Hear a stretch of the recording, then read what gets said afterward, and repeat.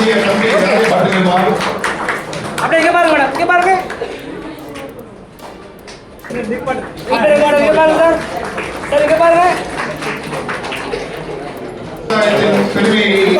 Sir இங்க பாருங்க. சென்ட்ரா. Okay ready. இங்க பாருங்க. இங்க பாருங்க. பாராட்டு வழங்கப்படுகிறது. அவர்களுக்கு எங்களது வாழ்த்துக்கள், எங்களது வாழ்த்துக்களை தெரிவித்துக் கொள்கிறோம்.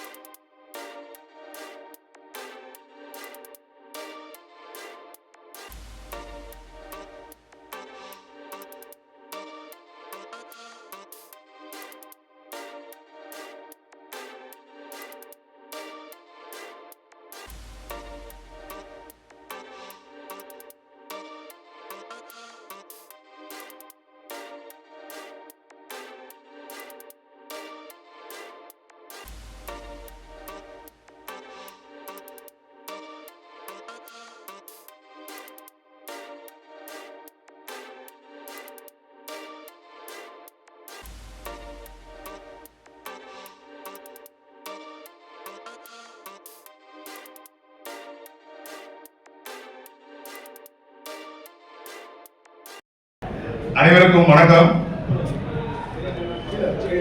வரவேற்புரையாற்றிய தம்பி ரமேஷ்குமார், செயலாளர், அகமுடையர் கல்வி வளர்ச்சி மற்றும் அறக்கட்டளை செயலாளர் ரமேஷ் அவர்களுக்கும், முன்னிலையை வைத்துக் கொண்டிருக்கும் தம்பி சரவணன், செயலாளர், அகமுடையர் கல்வி வளர்ச்சி சங்கம் மற்றும் செயலாளர் அன்பழகன் அண்ணன், அகம் கல்வி மற்றும் அறக்கட்டளையின் செயலாளர் அண்ணன் தயாநிதி, அகம் கல்வி மற்றும் அறக்கட்டளையின் பொருளாளர் அவர்களுக்கும், சிறப்பு விருந்தினர்களாக வந்திருக்கும் ஜீவன் ஐயனாரன் டாக்டர் அவர்களுக்கும், தம்பி நிமல் ராகவன் அவர்களுக்கும், எங்களது சுடர்மணிகள் கலைமாமணி அண்ணன் சோலை ராஜேந்திரன் அவர்களுக்கும், அண்ணன் அழகன் தமிழ்மணி அவர்களுக்கும் முதற்கண் என் வணக்கத்தையும் வாழ்த்துக்களையும் தெரிவித்துக் கொள்கிறேன். கூப்பிட்ட உடனே டக்குன்னு ஒத்துக்கிட்டு இந்த விழாவுக்கு வந்து சிறப்பித்ததற்கு உங்கள் அனைவருக்கும் எனது முதல் நன்றியை தெரிவித்துக் கொள்கிறேன். இந்த விழாவை ஒருங்கிணைத்து இந்த விழா வெற்றி பெறும் வகையில் பாடுபட்ட நமது சங்கத்தின் நிர்வாகிகள் அனைவருக்கும் முதற்கண் என் நன்றியையும் வாழ்த்துக்களையும் தெரிவித்துக் கொள்கிறேன். உங்களோட வாட்ஸ்அப் குரூப் ஃபார்ம் பண்ணதிலிருந்து உங்களை இங்க ஒவ்வொருத்தரா ஏற்படுற சந்தேகங்களை தீர்த்து வச்சு உங்களை இங்கே கூட்டிட்டு வந்து உங்களுக்கு இன்னைக்கு ஊக்கத்தொகை வழங்க ஏது செய்த அனைத்து நிர்வாகிகளுக்கும் எனது நன்றிகளையும் வாழ்த்துக்களையும் தெரிவித்துக் கொள்கிறேன்.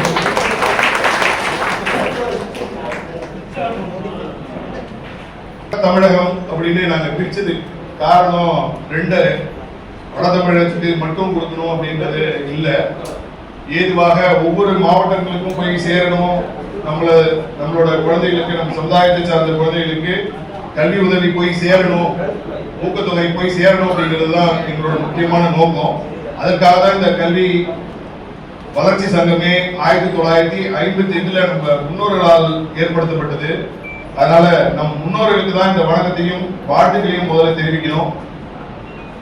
நம் முன்னோர்களுக்கு வணங்கி மாமன்னர் மருதுபாண்டியர்கள் ஆசியுடன் எனது உரையை தொடங்குகிறேன். கற்கை நன்றே கற்கை நன்றே, பிச்சை புகினும் கற்கை நன்றே. வெற்றி வேட்கை நூலில் அதிவீரராம பாண்டியன் கூறியது, பிச்சை எடுத்தாவது படிக்கணும் அப்படிங்கிறது தான். பிச்சை அப்படின்னா லிட்டரலா பிச்சை கிடையாது, யாராவது உதவியாவது பெற்று படித்து மேலோங்க வேண்டும் என்பதே இதன் கருத்து. பல நூற்றாண்டுகளுக்கு முன்னாடியே நம் முன்னோர்கள் இதை சொல்லிட்டு போயிருக்காங்க. அதே தான் இன்னைக்கு உங்க அம்மா அப்பாவும் சொல்லுவாங்கன்னு நான் நினைக்கிறேன். அதே தான் எல்லா பிள்ளைகளுக்கும் நம்ம சொல்லி சொல்லி வளர்க்கிறோம். அதனால கல்விதான் இருக்கிறதுலே பெரிய செல்வம். அந்த செல்வத்தை பெறுவதற்காக எப்பாடுபட்டாவது குழந்தைகளை மேம்படுத்த வேண்டும், அவர்களுக்கு படிப்பு கல்வி புகட்ட வேண்டும் என்பதே அனைவரின் நோக்கமாக உள்ளது. கல்வி வளர்ச்சி சங்கமும் கல்வி அறக்கட்டளையும் நிறுவப்பட்டு பல ஆண்டுகளாக கல்வி உதவி வழங்கப்பட்டு வருகிறது. ஆனால் இந்த ஆண்டு கொஞ்சம் கூடுதலாக ஆட்களுக்கு, கூடுதலாக மாணவ மாணவிகளுக்கு வழங்க இருக்கிறோம்.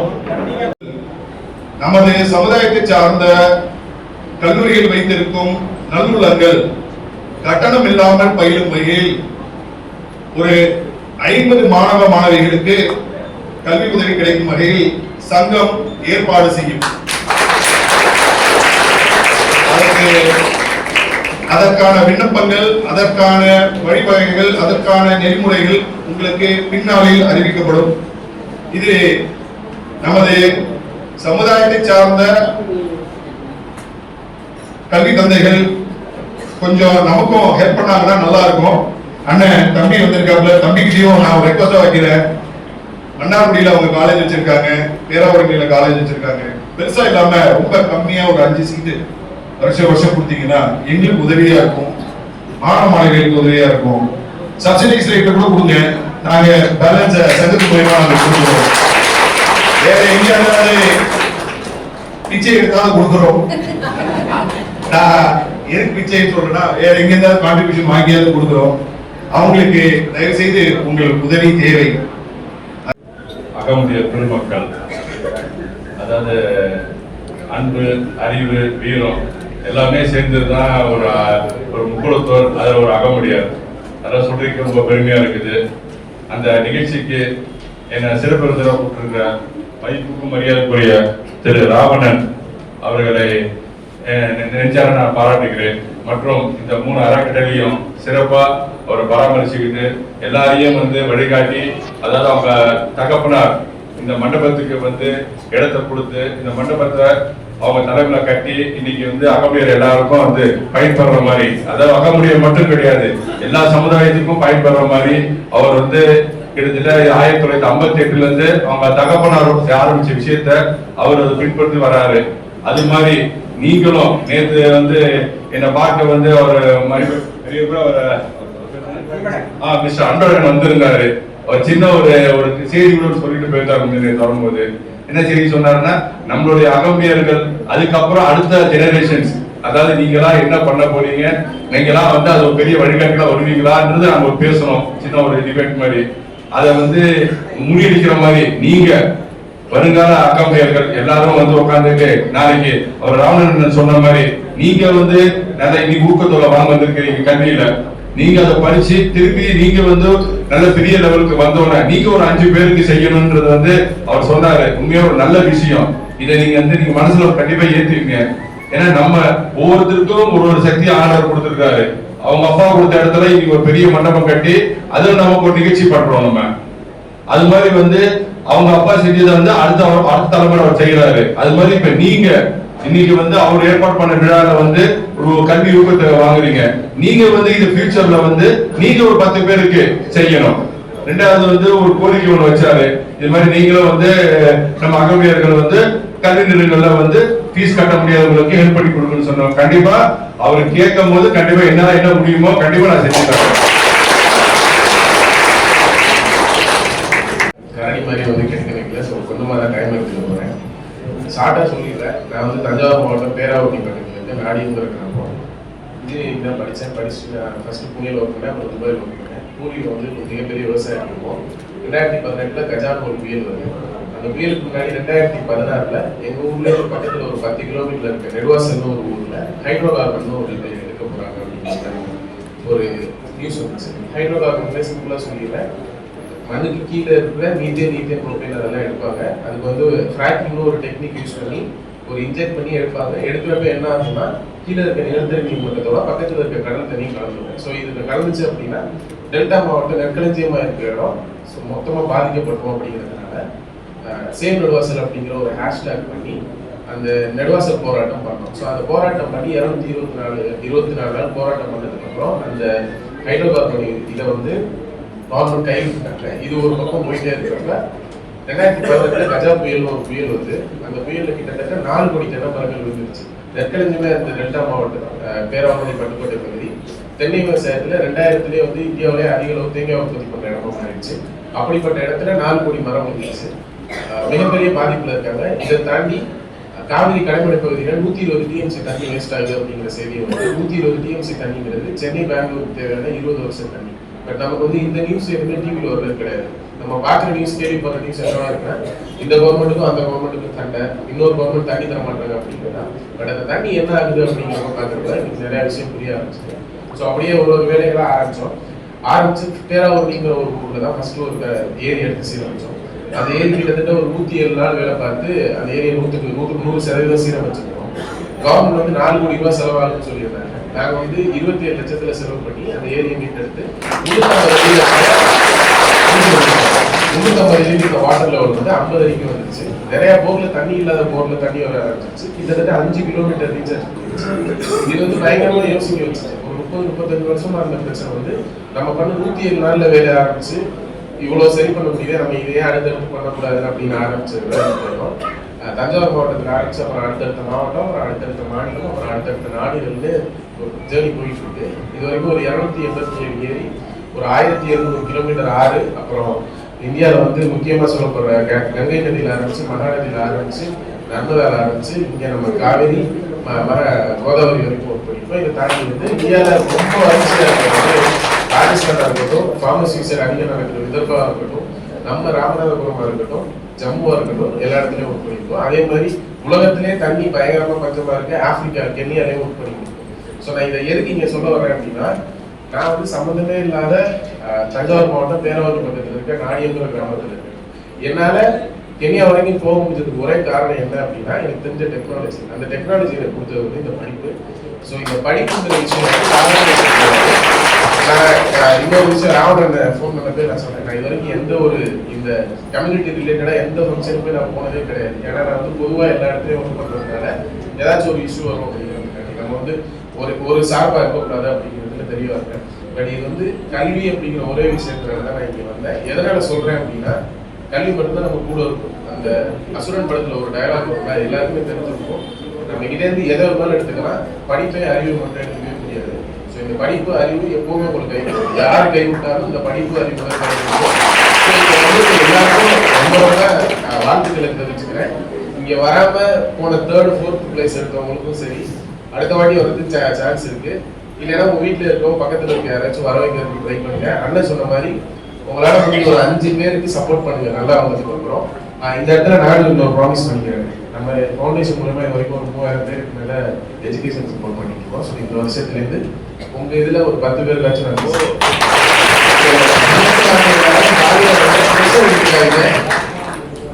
நல்லது நினைங்க, நல்லது நடக்கும். அதே நேரத்துல எல்லாரும் எந்தெந்த ஊர்ல இருந்து வந்திருக்கீங்கன்னு தெரியல. உங்க ஊர்ல தண்ணி பிரச்சனைன்னு ஒரு இருந்துச்சுன்னா சொல்லுங்க, எல்லாரும் சேர்ந்து சரி. கிராமமான வடசேரி என்ற கிராமத்திலே 1948 பிறந்தோம். என் கிராமத்தில் அப்பொழுது மின்சாரம் என்பது ஒரு 4-5 வீடுகளுக்கு தான் இருக்கு. அது பெருந்தனக்காரர்கள் வீடு தான் இருக்கும். என் வீடோ ஒரு சிறிய சாதாரண குறை வீடு கூட. ஏனென்றால் என் தந்தையார் சிறிய விவசாயி தான். ஒன்றும் பெரும் விவசாயம் இல்லை, சின்ன சின்ன நிலங்களில் விவசாயம் செஞ்சிருக்கிறார். ஆகையால் ஆனால் என் தாய்தந்தையருக்கு விருப்பம் என்னை படிக்க வைக்க வேண்டும் என்பதில் மிகவும் அவர்கள் விரும்பி என்னுடைய ஆரம்பகால வாழ்க்கை, என்னுடைய படிப்பு என்னுடைய திண்ணையிலே, வீட்டு திண்ணையிலே காடா வளர்ச்சியில் தான் என்னுடைய வாழ்க்கை படிப்பை ஆரம்பித்தேன். ஆனால் அந்த படிப்பில் இருந்த ஆர்வத்தின் காரணமாக ஒரு 3-4 வயது வரைக்கும் 3-4 படிப்பு வரைக்கும் காடா வளர்ச்சி படித்த எனக்கு இந்த வேலையில் இருக்கின்ற என்னுடைய தங்கை மகன், என் மைக்கனுடைய மகன் ஜீவகனுடைய அம்மாயி, ஏன்னா அப்பாயி அம்மாயி தான் நம்ம சொல்லுவோம். அம்மாயி தான் எனக்கு ஆசிரியராக பள்ளியில் இருந்தவர். ஒரு கிட்டத்தட்ட ஒரு 10 பாலசுப்ரமணியம் இருப்பாங்க. இப்ப அந்த 1ஆவதுல நான் படிக்கும்போது நான் ஒரு பாலசுப்ரமணியம் சொன்னா அந்த 10 பேரும் கையெழுத்து வைக்க ஆஜர் அப்படின்னு சொல்லுவோம்.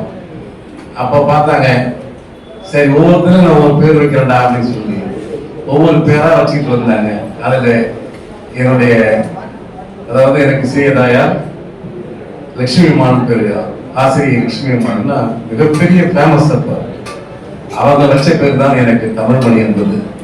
என் தந்தையாருடைய பெயரை சேர்த்து அழகன் தமிழ், அழகு தேவர் என்பதை அழகன் தமிழ்மணி என்று நான் வைத்து என் ஆரம்ப வாழ்க்கை எனக்கு கல்வி முழுவதும் நிறைந்த பாதை தான். இருந்தால் எந்த வசதியும் இல்லாத ஒரு நேரம். நான் சாமியார் மடம் எங்க ஊர்ல ஒரு சின்ன மடம் ஒன்று இருக்குது. அது ஒரு சித்தர், எங்க ஊர் சித்தர் அடக்கமாயிருக்கார், எங்களுக்கு உறவினர் தான். அது மட்டும்தான் ஒரே ஒரு கூட்டு பல்பு லைட் எரியும். அங்கே உட்காந்து படிக்க ஆரம்பிச்சேன். 5வது 7வது அங்கே விடிய படித்தது அங்கேயே தூங்கிடுவேன். காலையில் எழுந்திரிச்சு மறுபடியும் ஒரு சின்ன கொல்லையிலே விவசாயத்திற்கு அப்பா காலையில் 5 மணிக்கெல்லாம் எழுந்திருக்கு. அந்த மாடை ஓட்டுக்குள் போய் 8 மணி வரைக்கும் அங்கே இருப்பேன். பக்கத்து பகுதியில் இருக்கக்கூடிய என்னுடைய சித்தப்பா பையன் சத்தம் போட்டு சொல்லுவான், பெரியப்பா நாங்க தான் படிக்கல, அண்ணனை ஏன் போட்டு இப்படி கொண்டு இருக்க, சீக்கிரமா அவரை அனுப்பு பள்ளிக்கூடத்துக்குமா. அங்கிருந்து ஓடி பள்ளிக்கூடத்துக்கு வரும். அந்த பள்ளிக்கூடம் எங்க வீட்டுல இருக்கிறவங்க தூரம் தான், அங்கே நடந்து ஓடி போகுது. 7வது வரைக்கும் அது மாதிரி படிச்ச போது எனக்கு பள்ளிக்கூடத்திலே எங்க ஊரில் இருக்கக்கூடிய எங்க அண்ணன் காசி தமிழ்மணி என்று திராவிட கழகத்தில் இருந்தவர், எங்கள் அண்ணன் குபேரா என்று சொல்வார், KP ராமன் இருந்தவர். இவர்களெல்லாம் கொடுத்த ஊக்கமும் கல்வியும், அவர்கள் கொடுத்த அந்த பாட புத்தகங்கள் எல்லாம் இலவசமாக அவர்கள் கொடுத்ததை கொண்டுதான் நான் படித்துக் கொண்டிருக்கேன். அதற்கு பிறகு நான் ஒரு 9வது வரை படிக்க வரும்போது எங்க ஊரிலே ராமநாதன், KR ராமநாதன் சொல்வார்கள். அவர் பெருந்தனக்காரர், நெல்வோரர், பஞ்சாயத்து பொறுப்பு. அவருடைய மகனும் நானும் ஒன்றாக படித்தோம். ஆகையால் அவர் ஏண்டா நீ போய் கஷ்டப்படுற, என் வீட்டுல படிதான்னு சொல்லி அவர் வீட்டுல அழைச்சிட்டு போய் அந்த விளக்கு வெளிச்சத்திலே நான் படித்து அங்கே SILC அன்னைக்கு 390 மார்க்குகள் வாங்கி அந்த கிராமத்திலே, பெரிய கிராமத்தில் படித்து அப்ப கூட கல்வி அங்கேயே முடியாது, பட்டுக்கோட்டையில் போய் தான் நாங்கள் எக்ஸாம் எழுதணும். அந்த மாதிரி எழுதி நாங்கள் அதில் மார்க் பெற்று வரும்போது என் தாய் தந்தையர்கள் என்னை உயர்ந்த படிப்பு சென்னையிலே படிக்க வேண்டும், என் மகன் பெரிய அளவு வரணும், எங்க அப்பா அம்மா அவங்களுடைய விருப்பத்துக்காக என்ன சென்னைக்கு உறவினர்கள் வீட்டுக்கு அனுப்புறாங்க. ஏன் இதெல்லாம் உங்களுக்கு சொல்றேன்னா, இன்றைக்கு உங்களுக்கு எல்லாம் எல்லா வசதியான தாய் தந்தையர்கள் இருக்காங்க, எல்லாருக்கும் எல்லா வசதியும் இருக்கு. எல்லாமே கிடைக்குது. இன்னைக்கு ஊடகங்கள் இருக்கு, எல்லாமே இருக்கு. உங்களை பற்றியான இது ஒரு நிமிஷத்தில் வந்து உலகம் முழுக்க தெரியப்படுத்தலாம். அன்றைக்கு எதுவுமே இல்லாத நேரம் எங்க கிராமத்துல இருந்து மன்னார்குடிக்கு பட்டுக்கோட்டைக்கு போக வேண்டும் ஒரே ஒரு பேருந்து தான் இருக்கும். ஆகையால் எல்லோரும் நடந்து போக வேண்டும், சைக்கிளில் போவோம், அல்லது வந்து ஒரு சைக்கிள் 3 பேர் உட்கார்ந்துட்டு குழந்தை சொல்லுவாங்க. அது மாதிரி போய் தான் நாங்கள் அப்பவும் அந்த கிராமத்திலே அரசியல் உண்டு, எல்லா கட்சிக்காரங்களும் அங்கே இருப்பாங்க. ஆனால் எல்லோரும் சேர்ந்து படிப்புக்கு கல்விக்கு என்னென்ன வசதிகள் இருக்கோ எல்லாம் செஞ்சாங்க. அப்ப அந்த பள்ளிக்கூடத்துல வந்து நாங்க படிச்சு முடிக்கும் போது சின்ன கூரை போட்டாங்க, கறி போட்டாங்கன்னு சொல்லுவாங்க. அதெல்லாம் நாங்க படிச்சோம். அதுக்கு பிறகு அந்த ஊர்ல நான் சென்னைக்கு படிக்க வந்தேன். அப்ப கல்வி கூட வந்து இங்க வந்து இருக்கக்கூடாது, நல்லபடிய கட்டணமா வரணும் அப்படின்னு வேண்டி எங்கள் ஊரிலே நிலத்தை யாரார் கொடுத்திருந்தாரோ அதை வாங்கிதான் அரசாங்கம் முதலில் என் தந்தை ஒரு ஏக்கர் நிலத்தை நடுவில் இருந்த நிலத்தை எங்கள் நிலத்தை எங்க அப்பா இலவசமாக எழுதி கொடுத்தார். அதற்கு பிறகுதான் எல்லோரும் அந்த இடத்தை கொடுத்து அந்த இன்றைக்கு இருக்கிற கல்விக்கூடம் இன்றைக்கு பள்ளிக்கூடம் வாங்கி கட்டணும். ஏன்னா என் பிள்ளை கஷ்டப்பட்ட மாதிரி யார் படக்கூடாதுன்னு சொல்லி இங்க இன்னைக்கு கட்டலாம்.